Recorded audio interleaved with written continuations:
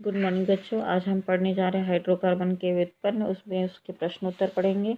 इसमें पहला प्रश्न है, एथिल और प्रोपिल मूलक में क्रियात्मक समूह OH जोड़कर बनने वाले नए यौगिक का सूत्र लिखिए। तो एथिल मूलक में और प्रोपिल मूलक से बनने वाले, एथिल से C2H5O में यदि OH जोड़ते हैं तो C2H5OH बनता है, जिसे हम एथिल मूलक कहते हैं। प्रोपिल मूलक C3H7 में यदि हम OH जोड़ते हैं तो प्रोपिल मूलक बनता है। ठीक है। मेथिल मूलक में क्रियात्मक समूह Br तथा COOH जोड़कर बनने वाले यौगिक के सूत्र लिखिए। तो हम यहाँ पर देख रहे हैं CH3 में Br जोड़ेंगे तो CH3Br बनेगा। CH3 में यदि COO जोड़ने पर बनने वाला CH3COOH होगा। फिर हम देख रहे हैं हाइड्रोक्साइड और हाइड्रोक्सिल समूह युक्त दो यौगिक। हाइड्रोक्साइड युक्त दो यौगिक जो है NaOH और KOH है, और हाइड्रोक्सिल युक्त जो यौगिक है वो CH3OH और C2H5OH है। उसके बाद हम देख रहे हैं मेथिल प्रोपेन 1 ऑयल का संरचनात्मक सूत्र। यहाँ पर हम चित्र में जो देख रहे हैं वो उसका संरचनात्मक सूत्र है। उसके बाद हम देख रहे हैं, अगला प्रश्न है हमारा कि एथेनॉल का औद्योगिक उत्पादन कैसे किया जाता है। एथेनॉल का औद्योगिक उत्पादन के लिए एथेनॉल का औद्योगिक उत्पादन जो है किण्वन विधि के द्वारा किया जाता है। इस विधि से प्राप्त जो है अल्कोहल जो है वो तनु होता है।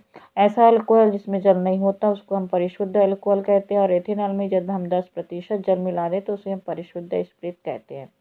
इस विधि के लिए हमको किण्वन विधि के लिए सीरा का उपयोग किया जाता है। सीरा में हम 8 से 10% पानी मिलाकर उसको हम तनु करते हैं। फिर इस विलयन में अमोनियम सल्फेट मिलाया जाता है जो ईस्ट की वृद्धि में सहायक होता है। इस विलयन में थोड़ी मात्रा में सल्फ्यूरिक अम्ल मिला दिया जाता है जो ईस्ट की वृद्धि में सहायक होता है तथा अन्य जीवाणुओं को नष्ट करता है। और ये उपरोक्त मिश्रण को हम टंकी में भरकर 5% ईस्ट मिलाकर 25 से 30 अंश सेल्सियस ताप पर वायु की अनुपस्थिति में 2 से 3 दिनों के लिए रखा जाता है। ईस्ट में उपस्थित इन्वर्टेड सीरस में उपस्थित सुक्रोज को ग्लूकोज एवं फ्रक्टोज में बदल देता है।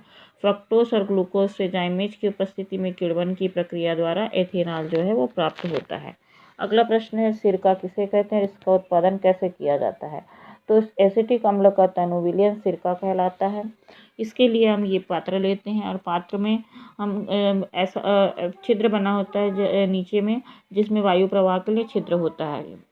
उस बर्तन में हम लकड़ी की छीलन लेते हैं और उसमें अमोनियम सल्फेट भरकर उसमें मिलाया जाता है। अमोनियम सल्फेट जीवाणुओं की वृद्धि में सहायक होता है। फिर उसमें हम 10% एथेनॉल को ऊपर से हम क्या करते हैं, धीरे धीरे प्रवाहित करते हैं। किण्वन की प्रक्रिया होती है और जिसके फलस्वरूप इस पात्र के निचले हिस्से में एथेनोइक अम्ल प्राप्त होता है। इस विधि द्वारा प्राप्त एथेनोइक अम्ल सिरका कहलाता है। इसमें एथेनोइक अम्ल की सांद्रता 3 से 4% होती है।